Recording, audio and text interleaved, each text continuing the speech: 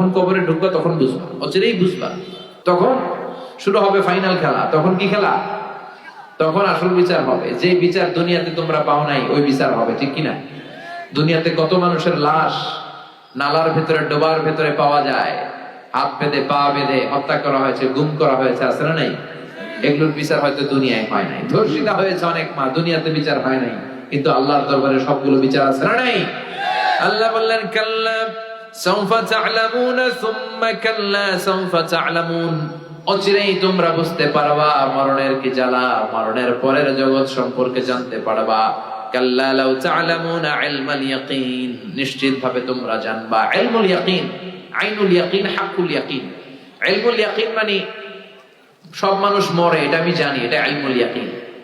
আর আইনুল ইয়াকিন মানে হচ্ছে মানুষ আমার সামনে একজন মারা গেল, দেখলাম, এটা আইনুল ইয়াকিন। আর হাক্কুল ইয়াকিন নিজেই মরে গেল, এটা হচ্ছে হাক্কুল ইয়াকিন, ঠিক কি না?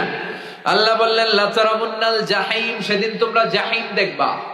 দুজকের 7টা স্তরের একটার নাম জাহিম। একটার নাম কি? আল্লাহ এই দুজক থেকে আমাদেরকে বাঁচাও। জোরে পড়েন আমিন। বিষ্ণু বলছেন আল্লাহুম্মা ইন্না নাসআলুকাল জান্নাতা ওয়া নাউযু বিকা মিনান নার। আল্লাহ তোমার কাছে আমরা জান্নাত চাই, জাহান্নাম থেকে পানাহ চাই। পড়েন আমিন।